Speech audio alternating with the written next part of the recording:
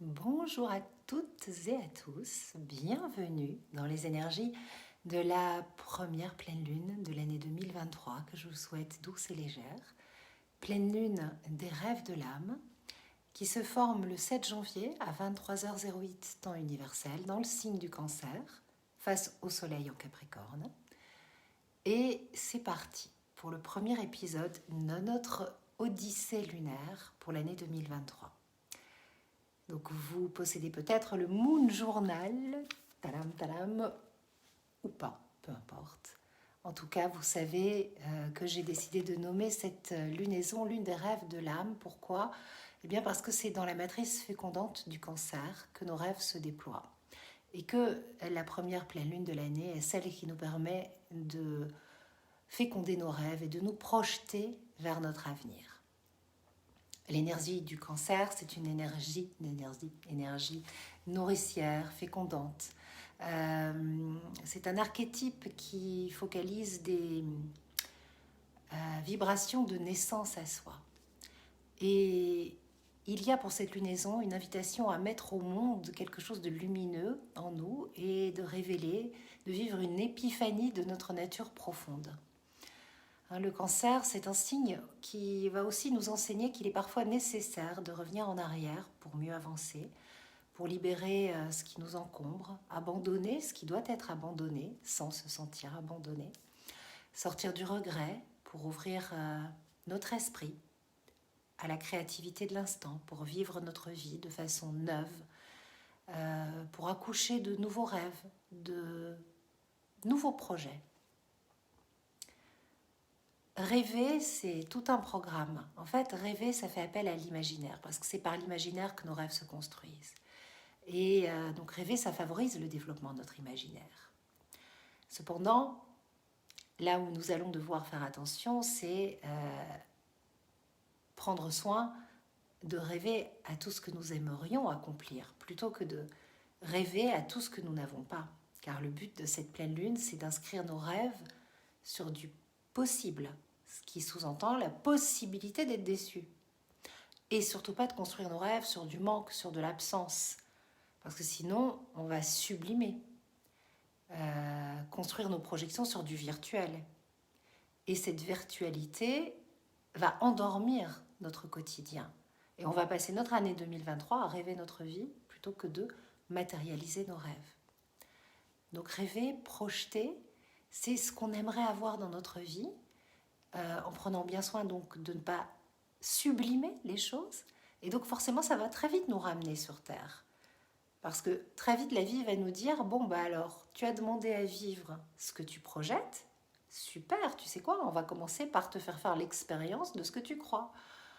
Et là, on est confronté à la réalité de nos vibrations intérieures. Et c'est là qu'on peut corriger et avancer. Alors, je l'écrivais dans le Moon Journal. L'énergie, la vibration de ce premier opus lunaire, c'est une énergie à la fois très mentale et très émotionnelle. Pourquoi ? Parce qu'il y a un dialogue entre le soleil, Mercure rétrograde, Pallas, la lune aussi. Et donc ça va faire que toutes nos pensées vont être là-haut, là, dans la tête. Et que ça va être difficile de prendre du recul. Surtout pour nous qui fonctionnons comme ça. Donc il faudra prendre le temps, plus que jamais, on devrait le faire tous les jours, mais vraiment de pratiquer la cohérence cardiaque, la respiration en carré, vous savez, vous inspirez, vous bloquez 5 secondes, vous expirez 5 secondes, vous rebloquez et vous faites ça plusieurs fois. Sinon, vous allez avoir du mal à accéder aux énergies de Jupiter, de Vénus qui coopèrent et qui incitent ou qui permettent notre couple Jupiter, notre couple Vénus-Mars, masculin-féminin, d'être dans un équilibre. Et cet équilibre, il passe par un rééquilibrage complet de notre alimentation, de nos pensées, de la façon dont nous levons le matin et nous faisons la cohérence entre le rêve, l'imaginaire, cerveau droit, cerveau gauche.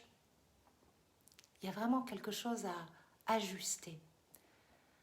Et ce qui nous est demandé, c'est d'apaiser en fait finalement notre Mercure intérieur qui rétrograde, Mercure dans le ciel rétrograde. Et donc de ne pas chercher à tout analyser. d'aller puiser dans notre monde intérieur qui est une mine de sagesse et de nous faire vraiment confiance et de voir ce qui nous arrive comme des expériences qui nous sont proposées, comme le reflet de nos croyances, et peut-être aussi comme des possibilités de libérer des charges émotionnelles qui sont cristallisées dans nos corps physiques éthériques, et de passer par le corps pour soulager, pour libérer, et pas trop par la tête. Parce que cette pleine lune, elle porte un parfum de guérison, un parfum de soulagement. Il y a un très très beau dialogue qui s'instaure entre la lune, Uranus, Neptune. Donc il y a en nous une énergie qui veut se retrouver le goût de la liberté, l'envie de savourer l'espoir, l'amour.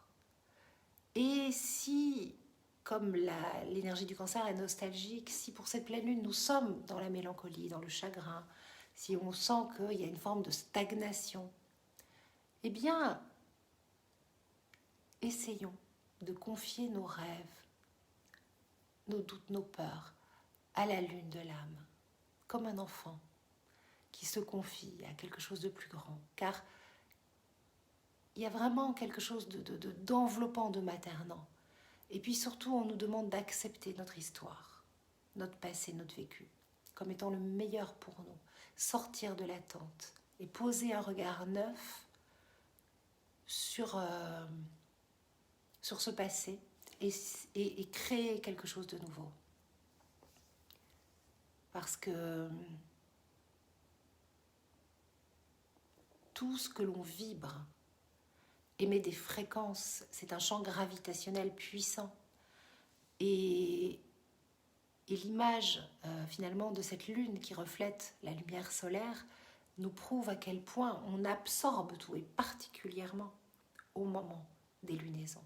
Donc c'est le bon moment pour libérer la colère, libérer l'amertume et remplir le cœur de gratitude.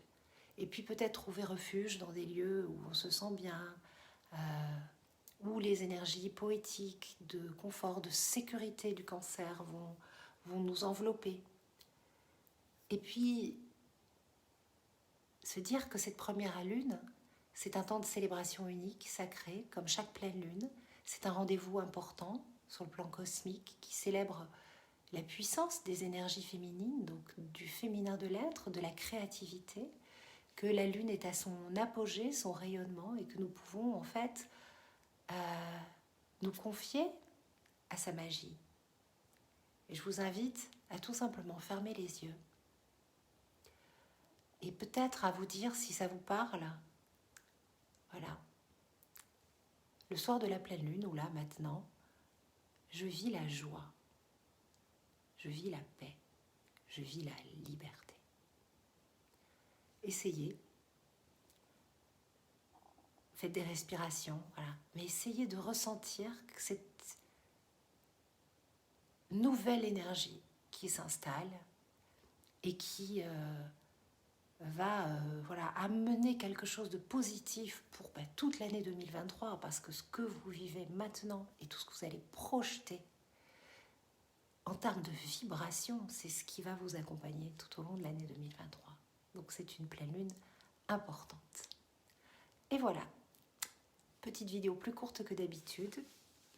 Je vous invite à remplir avec amour votre Moon Journal. On va faire une petite offre là avec Sylviane pour que vous puissiez avoir le Moon Journal version virtuelle avec l'oracle de la Lune. J'avais envie de vous tirer une carte de l'oracle de la Lune pour terminer ce... Voilà. Pensez à un rêve qui vous tient à cœur et on va demander une réponse universelle. Voilà. Et n'hésitez pas après, si vous voulez profiter de tout ça, d'aller sur le site.